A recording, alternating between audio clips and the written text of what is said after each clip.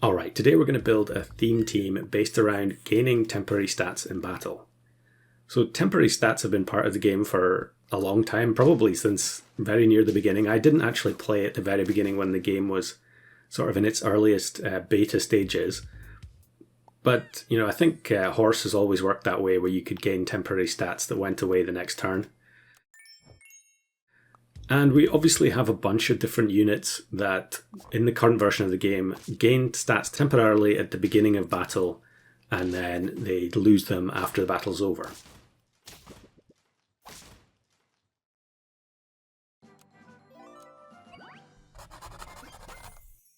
So obvious example here, at the beginning we've got Nudibranch. Now the condition for Nudibranch is that you must have all different units on your team.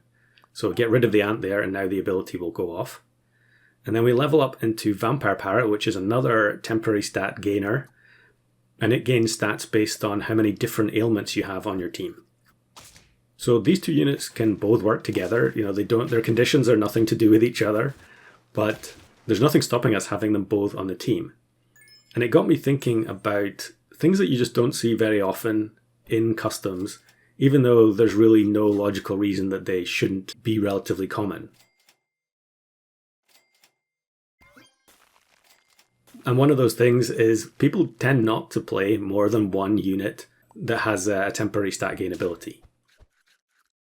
I mean, it's not completely unknown to see a team that would have Nudibranch plus another temporary stat gain unit, but generally people tend to just take one of them and then pile stats onto it so that that's your one big carry unit.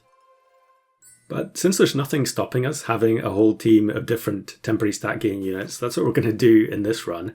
So we get the Crab. Now Crab doesn't gain attack, but it will gain temporary health.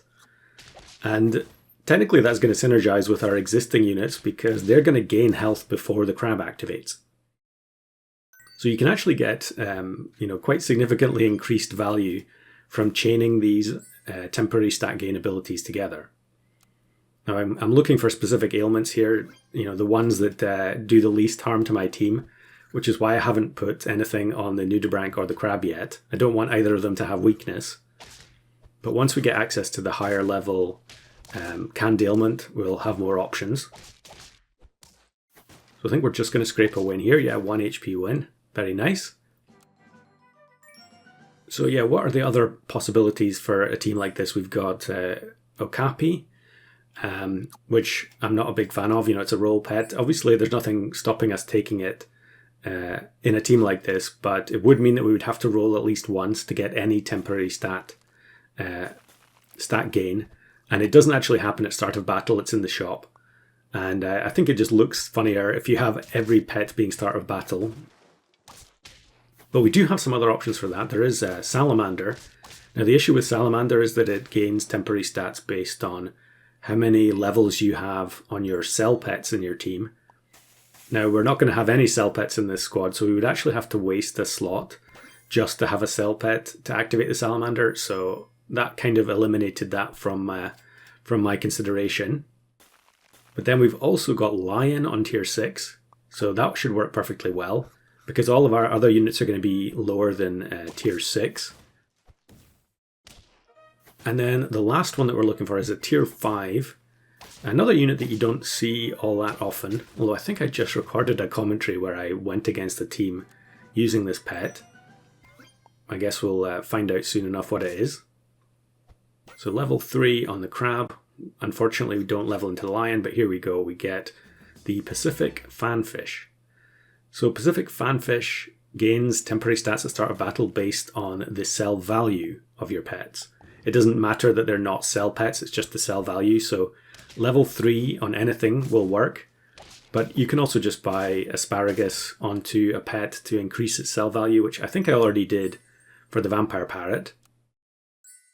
If I didn't, then I'm sure we're going to do it fairly soon. So now that the team's starting to come together, we can get rid of the Swan. And unfortunately now I think the Crab has highest attack, yeah, so we need to try and make sure that one of the other pets goes off before the Crab, so that we maximize the stat gain. I guess it's going to be a 50-50 in this battle. Okay, the Crab went first there, so that was not ideal, but we can fix that quite easily. And then lion is going to be the last pet that we need for this squad. I think actually it takes me quite a while here to find it, so I guess we're just going to roll down looking for it. And curse, here we go. So curse is a really useful ailment in this kind of a build, because it actually allows you to heal your own ailments. So the pets behind the fanfish actually have ailments that hurt our team, you know, ink and webbed. But the cursed can overwrite those and remove the negative effect.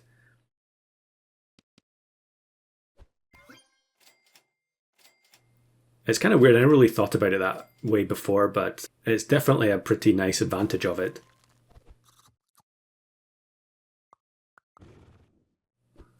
Strange looking team here with Mushroom Seagull, and that was a scaling unit at the front. I don't know, maybe that was a transformation or something that went wrong. Either way, they still beat us. So we'll get the level up on the fanfish here. We can take Sleepy. And okay, Confusion is probably the best option because it's the one that does the least damage. In fact, it does no damage at all because the Nudibrank's ability will already have gone off before it transforms. I think we might be in a bit of trouble here against this snipe team. Or maybe not. Yeah, definitely will be. Even though we ended up getting rid of the webbed, it's still going to be a loss. So now we just need the lion, and that will finish off the squad. It would also be nice to have an ailment ready to go on the lion as well, so that we've got the full value for the vampire parrot. But I don't remember if I get it in this game or not. It's funny here where you get a team like this, which is mostly temp stats, and then you go against a team that's all permanent stats, and the temp stats are going to win quite a high percentage of the time in the earlier rounds. Obviously, the later you go, the temporary stats by themselves are not going to be good enough, but we have had a small amount of additional scaling on the way. So here we go, we get the lion. We can use Toasty because it was on the swan before, so it's still a unique ailment for this for the current team. Now, lion gains temporary stats based on if it's the only tier 6 in the squad, and we definitely fulfilled that condition here. The amount of temp stat gain, I didn't actually go ahead and calculate it, but it was a huge amount of stats there. And the traditionally scaled team on the other side of the board just couldn't compete.